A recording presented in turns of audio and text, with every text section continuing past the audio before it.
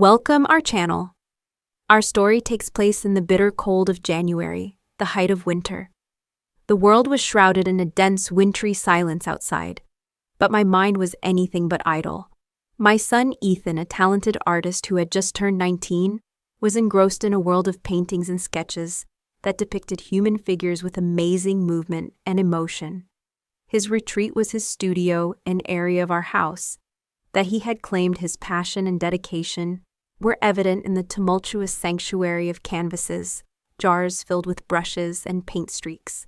That morning, wrapped in a heavy robe to protect myself from the constant chill that infiltrated our kitchen during the winter, I sat with a steaming cup of coffee. The previous evening, Ethan had remained up late, and I hadn't had the courage to wake him up.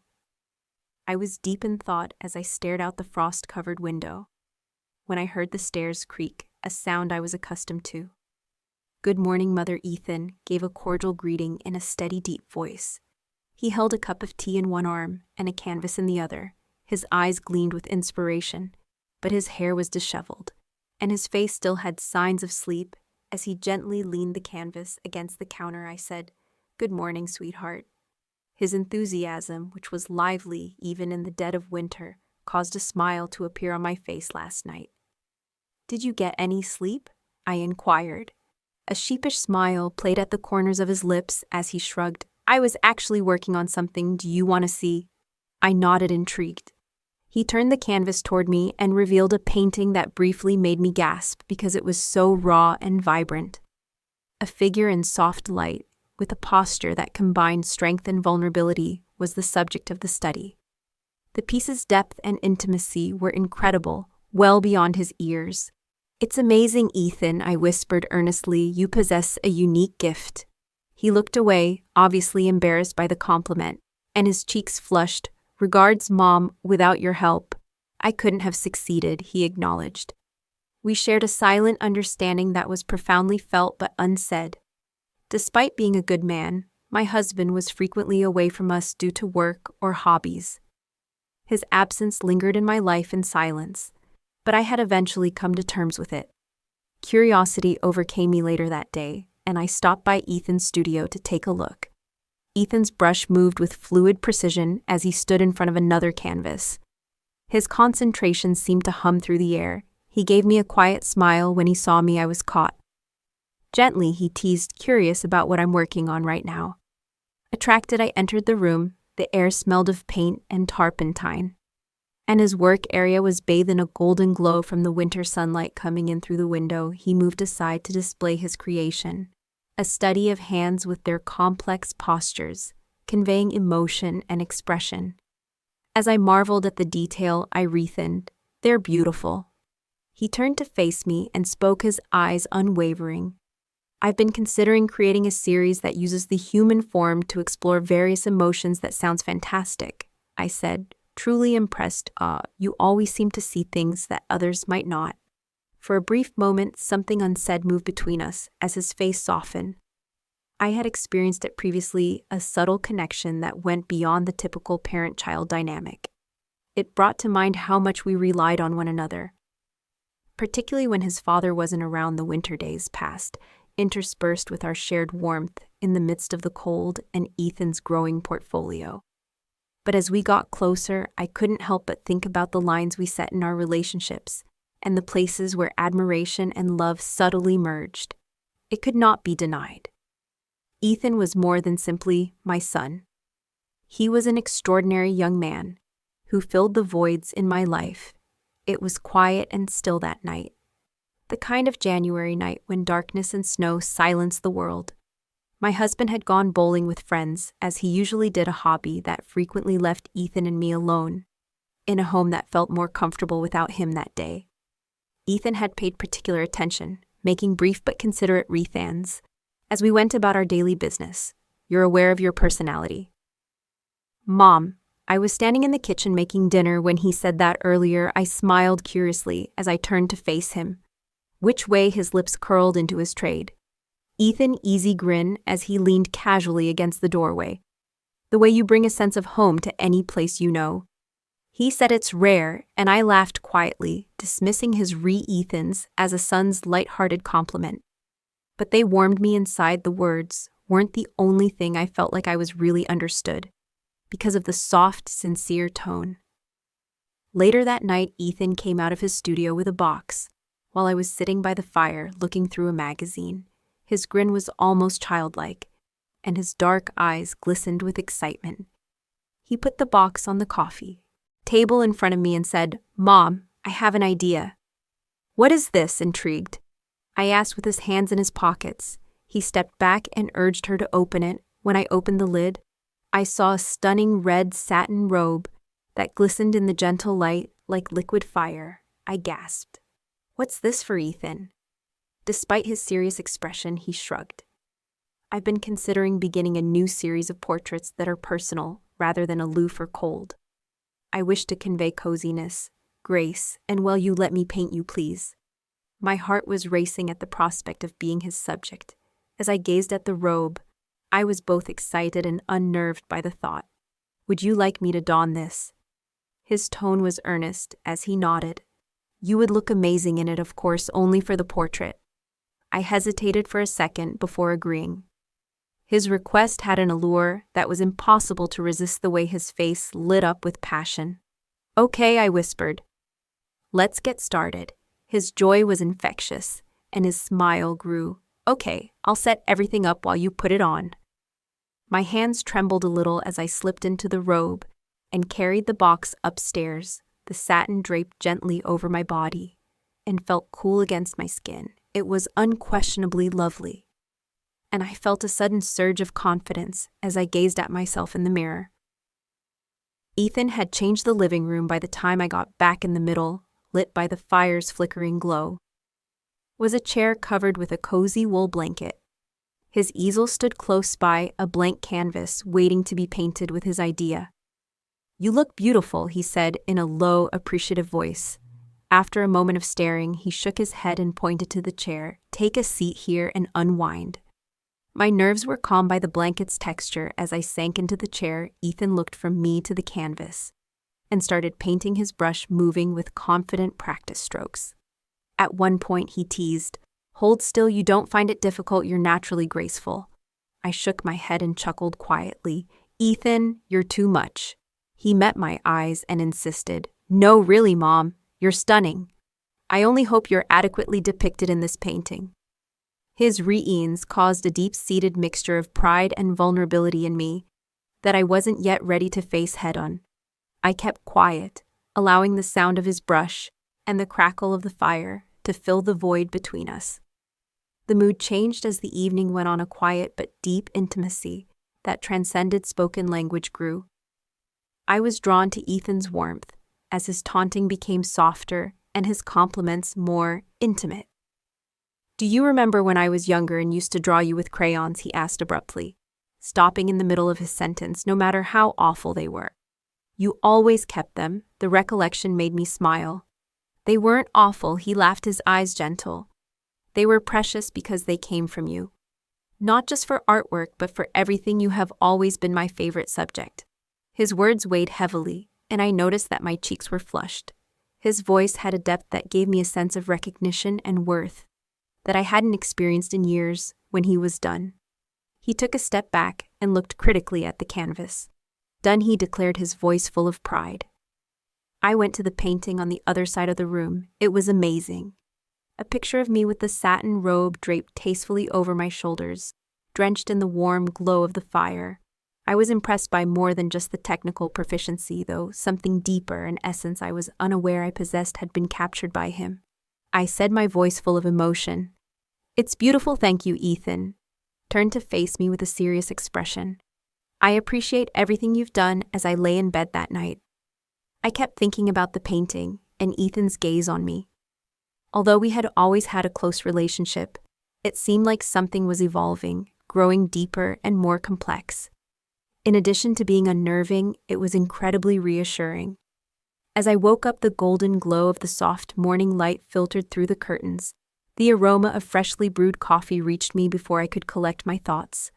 When I opened my eyes, Ethan was standing by my bedside, grinning teasingly.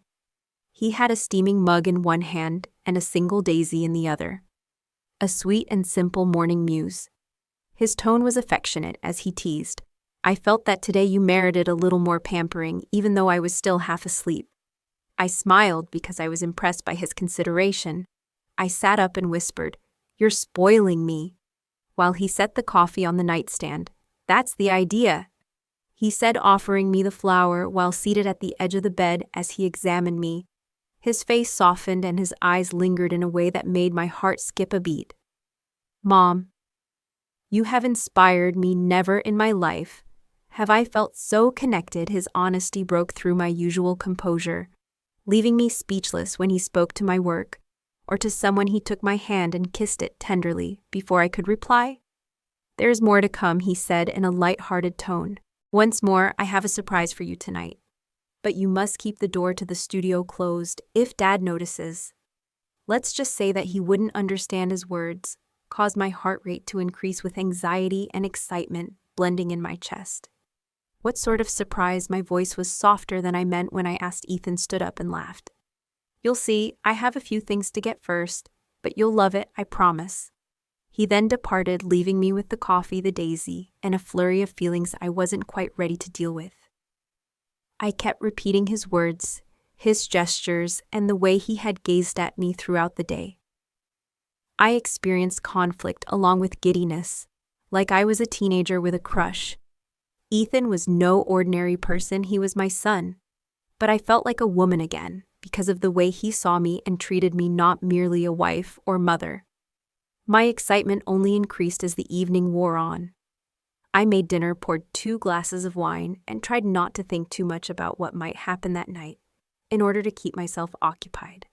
My heart was racing by the time I arrived at Ethan's studio. I pushed the door open and it creaked, and there he was, encircled by the well-known tangle of paint and canvases. He appeared different, though more confident and self-assured. A tiny red box, its bright color gleaming in the light, was in his hands. "I've been anticipating your arrival." His voice was inviting and low as he spoke.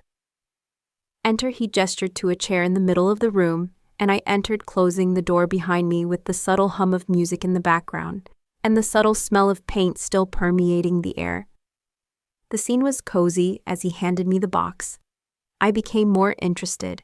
His eyes were bright with anticipation as he urged them to open it. I opened the lid with shaking fingers and saw a sleek leather outfit, black lingerie, a pair of cat ears, and even a tiny tail, unsure of how to react. I looked up at him, my cheeks flushed. He said simply and earnestly, "You're my muse. I want to portray you in a brave, fearless, and unapologetic manner."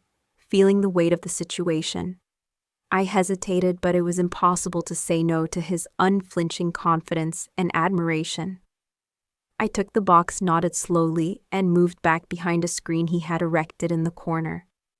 The leather stuck to my skin as I undressed, making me feel vulnerable and strong when I eventually came out. Ethan's response was instantaneous after his eyes widened a little. A slow smile appeared on his face. "You're perfect," he said quietly, motioning me to take a seat again. "Perfect, perfect, perfect." With the accuracy of someone in their element, he manipulated his easel, the music, and the lighting. Then he started sketching, moving with purpose and concentration, except for the faint scratch of charcoal on paper and Ethan's sporadic mutter of approval. The room was silent. I observed him working, his hands steady, and assured his brow furrowed in concentration. He studied every curve and shadow of me, as though I were the most fascinating subject he had ever seen. And there was something deeply personal about the way he looked at me. The boundaries between us appeared to become increasingly hazy. As the hours went by, Ethan became bolder in his compliments and softer and more loving in his teasing. Even though I knew we were going too far, I couldn't bring myself to stop him or the emotions that are arising inside of me. The bond between us felt indisputable when he eventually put down his tools. He took a step toward me, looked into my eyes, and spoke in a voice that was hardly more than a whisper. "I'm grateful that you trusted me and allowed me to see you." He said. I was overcome with emotion, but I was at a loss for words. Rather, I extended my arm to grasp his hand and held it firmly. Although neither of us fully understood it, we were unable to ignore the moment's delicate yet powerful feel. I relived every word, every glance, every detail as I lay in bed that night. Something had changed between us, deepened in ways I couldn't quite put my finger on. Even though I had no idea where this would go, I couldn't get rid of the sensation that I was entering something unique and completely unknown. My phone buzzed softly on the nightstand, interrupting my thoughts. I saw a message from Ethan as I reached for it. "Come to me. Sleeping is impossible for me," as I read the words, their meaning packed into their simplicity. My breath caught as I considered my options. My heart raced, but before I could stop myself, I was being carried by my feet toward his studio down the hallway, except for the gentle creak of the wooden floors beneath my feet. The house was quiet. Ethan was sitting on the edge of the couch, with his hands clasped nervously in his lap. When I opened the door as I walked in, he looked up, his eyes searching mine with a mixture of vulnerability and hope.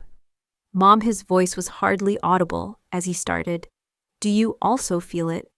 I must know, how do I?" I was momentarily unable to breathe as his words lingered in the air.